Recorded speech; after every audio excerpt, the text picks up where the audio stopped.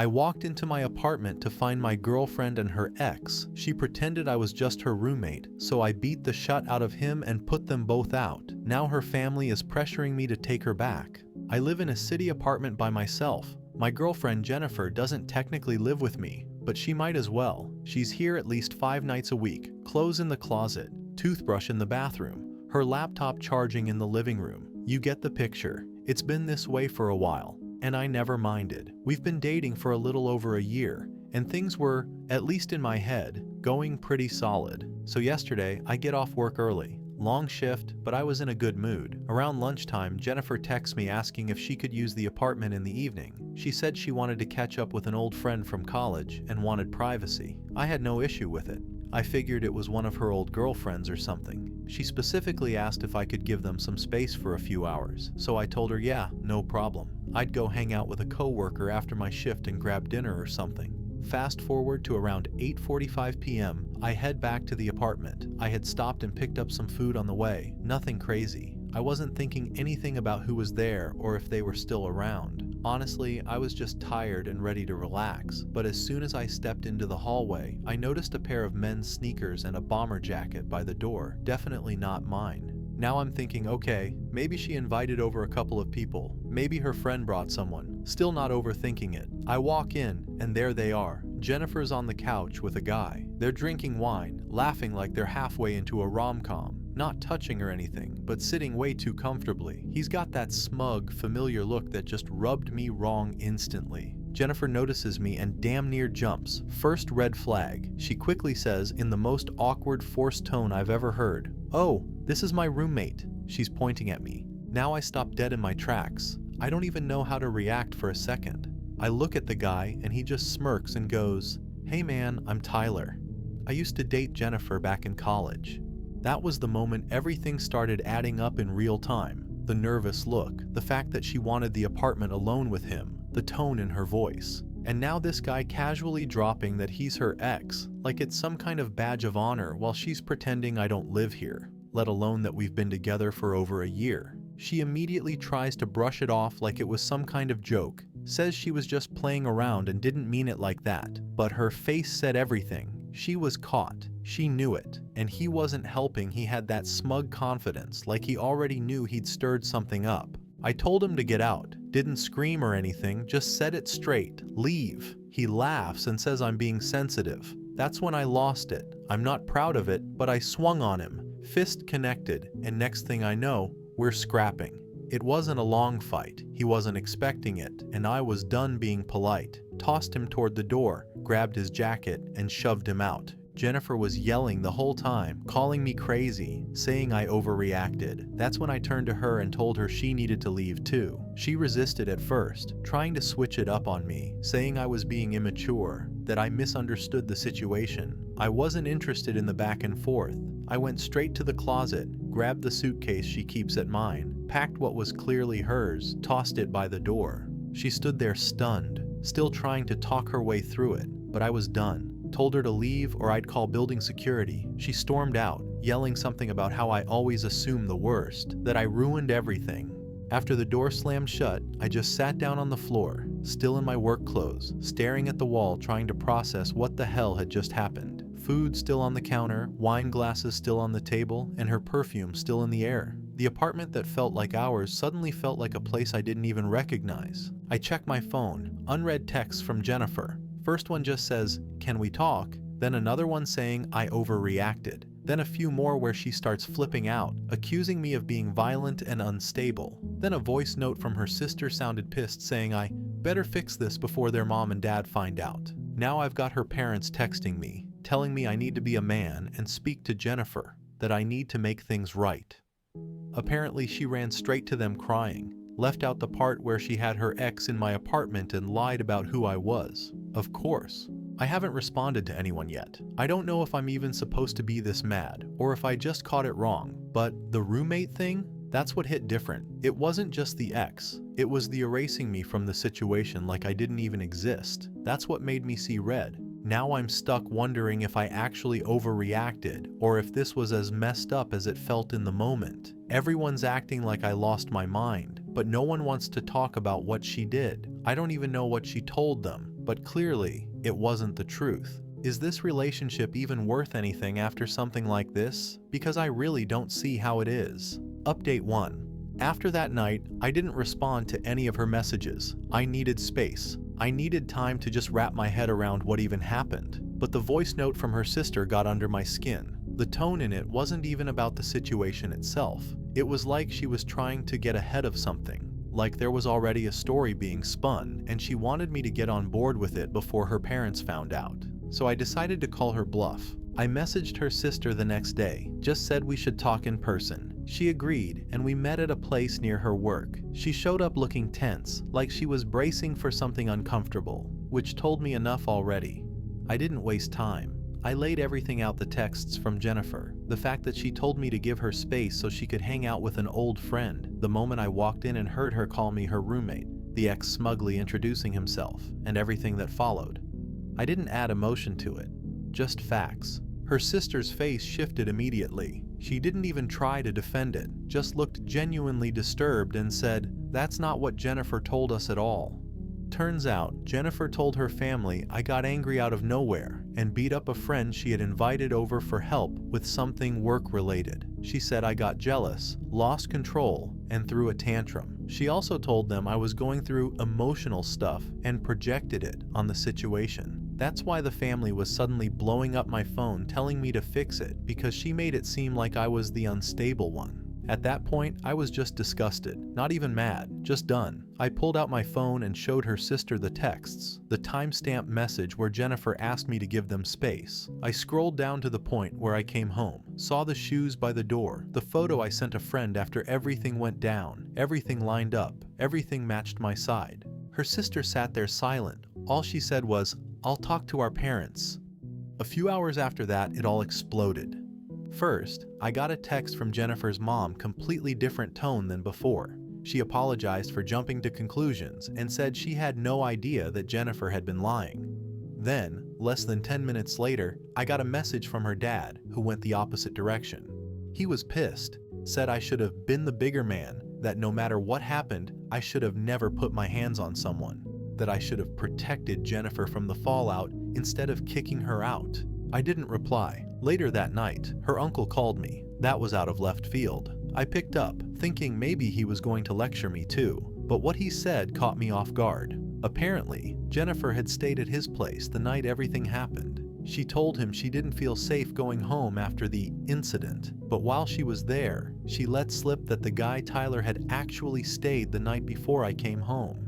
She'd been planning the whole thing. She knew exactly what she was doing. That call was the final nail for me. I blocked her number. I didn't care what explanations she had, what excuses she could come up with. It was all manipulation. 2 days later, she showed up at my job. Yeah, at my job. She came in crying, eyes red, clutching a bag like she'd just walked through a storm. She started asking to talk, loudly. People in the front heard. One of my coworkers came to get me from the back, just said, "You need to deal with something."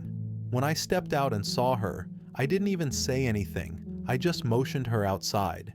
She followed me, still crying, still begging for a chance to explain. I told her she wasn't supposed to be there, and that this was not how you fix things. She kept saying she never meant to lie, that Tyler had just shown up, and it caught her off guard. She said calling me her roommate was just a slip-up because she panicked.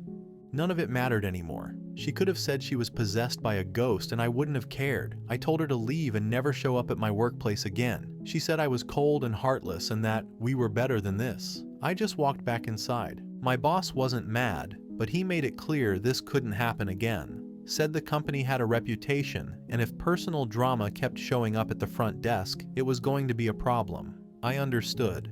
Next day, I got a letter dropped off at my door. It was from a lawyer. She wanted certain belongings returned, stuff she apparently left behind. I'd already boxed everything up and gave it to her sister that same week. Even left a checklist in the box with everything accounted for. But this was another move. A legal threat to force communication. A way to claw back some control. I didn't even open the letter fully. Just forwarded a photo of the checklist and tracking receipt to the lawyer's office and let them know it was all handled. Then her dad texted me again, said I was acting like a coward and a child for refusing to face Jennifer and work through things like grown people. Said it wasn't about pride, it was about commitment. I didn't answer. What was there left to say? I wasn't trying to win some moral prize. I wasn't trying to prove anything. I just didn't want to be in something fake anymore. How do I shut this whole thing down for good without it turning into a bigger mess than it already is? Because the way it's looking, every time I ignore her, she gets bolder. Every time I give her silence, she finds a new way to drag this out. I just want it done. I want my life back. And if she doesn't let up soon, I might need to take this further legally too. Because what started as blatant disrespect is now turning into harassment. Let me know what you'd do. Update 2. So yeah, things didn't calm down like I thought they would. Actually, the second I thought I had distance and space, things escalated. After I blocked Jennifer and cut contact, I genuinely believed I was done. I wasn't angry anymore, I was just tired. I didn't reply to any of her family's messages after her uncle admitted Tyler had stayed the night. I figured they'd either realize the truth on their own or keep living in whatever fantasy she spun. Either way, I was out of it. But about a week after she showed up at my job and caused a scene, I get a knock at my door early in the morning. Dude in a suit hands me a manila envelope. I already knew what it was before I even opened it. Restraining order. I sat down, read through it, and honestly thought I was being pranked. It was all worded in a way that made me out to be this controlling, jealous ex who had lashed out because she was trying to move on. According to the papers, I was hostile, unpredictable, and prone to violence, and she claimed she feared for both her safety and Tyler. Except here's the part that made me immediately snap out of that just ignore her mindset. She tried to make it seem like she had left me. She filed it saying I had gotten violent after she tried to have a civil conversation about us breaking up. She didn't mention the part where I walked in and she introduced me as her damn roommate, or how Tyler ran his mouth, or how I physically kicked them both out of my place. No mention of that. I immediately called the building office and asked if there was any footage from the hallway. Thankfully, one of the outside-facing cameras showed the entrance to my floor. That's when I saw it. Tyler was back. 2 nights before the restraining order hit, he came to my apartment, buzzed in with some random dude, and when nobody opened the door, they left after standing around for 5 minutes. So yeah, how am I the threat when he's pulling up to my place after everything that happened? I sent the footage over to a lawyer friend of mine who helped draft a response and filed it. The video, along with the texts and screenshots of her downplaying Tyler being her friend, were all included. I didn't go out of my way to trash her, just showed the full timeline. No threats, no contact, no harassment. Meanwhile, a buddy who I didn't even know still talked to her, hit me up. He told me Tyler had been going around telling people that I was too soft to keep a girl like Jennifer in check, and that he knew she'd come running back eventually. He even laughed about the fight and said I got lucky because Jennifer broke it up before he really started swinging. That alone told me what type of guy Tyler was. My friend said this isn't the first time he's pulled this stunt either, apparently. His pattern is to swoop back into his ex's lives when they're unsure or in a rocky relationship. He plays it cool, pretends he wants to talk, and then makes them think they still have feelings for him. I was disgusted, honestly. A few days later, I got confirmation of what I suspected. One of Jennifer's old roommates, someone I'd never really spoken to but had mutuals with, sent me a DM. She said she felt bad not saying anything sooner, but felt I deserved to know. According to her, Jennifer had been seeing Tyler months before that night in my apartment. She said Jennifer would disappear for weekends and tell people she was going to visit family or help a friend move. But there were always Uber receipts, late night calls, and even a couple times where she said she came home with gifts she didn't explain. I already knew she had lied about where she was staying during that time, claiming she was still staying at her place while basically living at mine, but this just solidified it. To top it off, I found an old email account I used to help her with some freelance job apps. I was clearing out digital stuff and noticed she hadn't logged out on my laptop. The inbox had Uber receipts from Tyler's area, Amazon deliveries to hotels, and even an invoice for a fancy dinner reservation dated weeks before the blow-up. All of it painted the same picture. She wasn't reconnecting with an old friend. She never stopped talking to him. She was actively cheating, lying about it, and using my apartment, my space, as the meetup spot. I can't lie at that point. I stopped feeling anything because obviously this is what I already thought she was doing. Just confirming it is weird. It was numbing if I'm being frank, but what can you do? I went ahead and started the process to break my lease. Luckily, my job has a satellite office in another part of the city, and I put in for a transfer. The entire situation had become too exhausting to even deal with. I didn't want to keep bumping into her friends. I didn't want to keep wondering if Tyler would show up again, and I sure as hell didn't want to sit in my apartment that now just felt like a joke. As of now, my lawyer is handling everything related to the restraining order, since she hasn't shown any proof of actual danger, and the footage shows the opposite of what she claimed. I'm confident it'll get tossed. Tyler showing up again really helped. I've stopped checking my old messages, stopped reading anything her family sends. Her dad still tried texting me last week, calling me immature and saying I was running away from the truth. But I'm not the one who lied. I'm not the one who betrayed someone's trust and then played the crybaby when I got caught. This whole thing's been a mess, but at least now it's out in the open, and I'm moving on. I've got a new apartment lined up, my transfer at work was approved, and I've cut off every mutual connection that's still close to her. If there's one thing I learned in all of this, it's that some people will lie right to your face, then get angry when you stop believing them. If anything else happens, I'll post. Update 3, I didn't expect to be writing another update so soon, but things didn't exactly slow down after the last mess. If anything, the situation escalated in ways I didn't think were even possible. And no, I'm not just talking about drama, I'm talking about actual cops involved now. So earlier this week I got a text from the lady who used to live in the unit right below mine. We were always cool, just neighbor stuff, like grabbing packages for each other or chatting in the hallway. She hits me up saying, "Hey, I think that guy you fought was back." I thought she was just mixing someone up, but nope, she said Tyler came back around. By the way, she knows about the situation as we had a chat about it before. He was looking angry and pacing the hallway. Apparently, he was banging on a door thinking it was mine, yelling something, but he had the wrong unit. The dude full on started pounding and yelling until the guy living in that apartment came out. Naturally, that guy had no idea who Tyler was and told him to back off. A shouting match broke out. My old neighbor heard everything and ended up calling the cops. I didn't even know about any of this until a day later when she filled me in.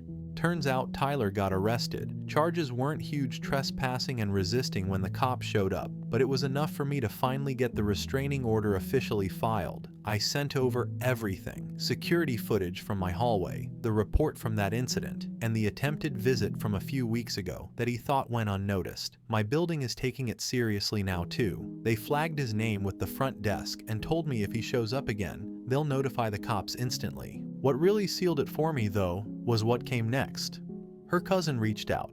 I'd met him once at a family dinner, seemed cool, but we never really talked after that. He messages me out of nowhere basically saying he's sorry I had to go through all this and that. Unfortunately, I'm not the first guy this happened to. According to him, Jennifer has a pattern. Goes quiet in a relationship when she's not happy, avoids confrontation, and then starts reconnecting with an ex instead of dealing with the real issues. In her last relationship, she did the exact same thing, told her partner she needed space, crashed with friends, and ended up back with her previous ex behind the scenes, then tried to play it like she just got confused. At that point, there's nothing left to fix or even argue about. I don't feel bad for her anymore. I don't wonder if I could have handled things better. I'm not beating myself up. The whole situation makes sense now why she lied, why she kept dodging real conversations, why she always made me feel like I was asking too much for simple honesty. This isn't a one-off thing. This is who she is. To be real, it's been mentally exhausting. At first, I kept questioning my reaction, like maybe I really did take things too far. Maybe I could have handled it more calmly. But nah. You walk into your apartment. The woman you've been basically living with is entertaining her ex, calls you her roommate, and then turns the whole story inside out to make you the bad guy. That's not something you shrug off. I'm taking a trip next week. I just need space, somewhere quiet. No texts, no calls, just time to reset. Might even leave my phone off for a few days. Everything's been non-stop since the night this all went down, and I need time where I'm not dealing with more fallout. Not sure if I'll post another update after this. I've said what needed to be said, and at this point, I'm just focusing on moving forward. If anything else happens, I'll let y'all know, but I'm hoping this is the last time I even have to think about any of this. And for anyone dealing with someone who constantly twists things or tries to keep one foot in the past while pretending they're moving forward with you, don't ignore it. Trust yourself. People who play those games don't change just because you love them harder. They change when they want to, and most of the time, they just don't. Now, I'm off to plan this trip, somewhere laid back, somewhere far, and somewhere that doesn't have any memories tied to Jennifer, her ex, or her wild-ass family. Final update. It's been a few months now, long enough for me to move to a new apartment across the city, settle into a new job, and mentally file away everything that happened with Jennifer into a part of my life I don't ever plan to revisit. After all the drama, the lawyer letters, the restraining order threats, and her ex showing up like he was trying to pick a round two, I thought it was done. I thought I'd finally gotten the silence I'd been begging for since the night I kicked her and Tyler out. But closure doesn't always come clean. Sometimes it sneaks in through people you barely remember or haven't talked to in a while. In my case, it came from one of Jennifer's old roommates who DM'd me out of nowhere a few weeks ago. We'd only met in passing back when Jennifer would crash at their place, but I guess the girl heard enough over time to piece things together. She hit me with a short message, said she didn't want to get involved back then, but figured I should know what happened after I cut off contact. Apparently, once things blew up and the story with Tyler started unraveling, Jennifer packed up her stuff and ghosted most of the people in her life. Didn't explain anything, just dipped. The roommate said it got messy real fast because rent was due and she'd left everyone hanging. Then came the next part. Jennifer had tried to double back and rekindle things with Tyler again. I shouldn't have been surprised, but it still made my stomach turn. From what this girl said, it didn't last long. Turns out Tyler wasn't just a manipulative clown, he was dangerous. After she moved in with him for a while, his ex before Jennifer showed up again, this time pressing actual charges against him for violence. Not pushing or yelling, actual charges.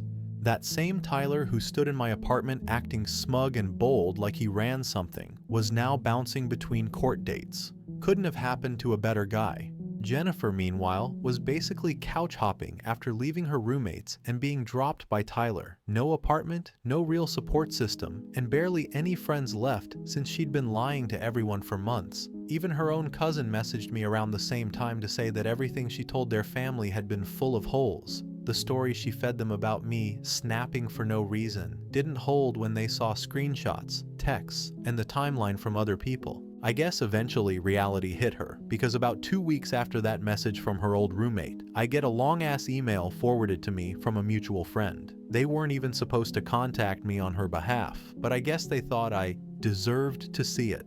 It was the usual crap. Apologies. Regrets. A couple of "I never meant to hurt you" lines. Said she missed the comfort we had. Said she'd messed everything up chasing some past that didn't even want her. Claimed she didn't even know why she lied about me being her roommate and that it was some kind of panic response. Blamed stress. Blamed confusion. Blamed everything except what she actually did. I didn't respond. I didn't even finish reading it. And honestly, I'm not mad anymore. That's the wild part. I'm not sad either. There's just nothing left to feel. I think when someone crosses a line like that, when they disrespect you in your own home, and then try to turn the story around, like you're the problem, it kills whatever emotional string was still attached. You can't come back from that. Since then, I've been keeping my circle tight. No more situationships. No more unofficial arrangements. I've been dating casually here and there, but I'm upfront and careful now. If anything, the biggest thing I took from all this was learning how to spot manipulation before it fully unravels into chaos. It's subtle at first how they flip things on you, make you question your instincts, pull sympathy when they're the ones doing damage. Not anymore. The last few months have been the cleanest I've felt in years. I've got a new spot with nobody else's clothes in the closet, no suspicious texts to stress over, and no exes showing up like it's an episode of To Catch a Clown. I finally feel like I'm back in control of my own space and life. Her family. I haven't heard from them since her cousin messaged me. I think once they realized how deep the lies went, they backed off. Her dad especially hasn't said a word. That man called me every name in the book when I threw her out, only to fall silent once he saw the screenshots and timelines. Funny how quick people get quiet when receipts show up. As for Tyler, last I heard, he was still bouncing between court dates for what he did to his last ex. There's something real pathetic about guys like him. They circle back to women they once lost, act like it's about love or closure, and then leave destruction behind. I didn't even need revenge. Life handled that one for me. All in all, I've moved on. The people who needed to know the truth heard it. The people who didn't matter stayed blocked. And Jennifer? I hope she figures herself out, but she won't be doing it anywhere near my life again. That chapter's closed for good. If you've ever been in a spot like this, where someone lies straight to your face, disrespects you in your own space, and then acts like you owe them something, just know you don't. You don't owe forgiveness to someone who wouldn't hesitate to twist your loyalty into an excuse for their own mess. You can't choose how someone betrays you, but you can damn well choose not to let them do it again.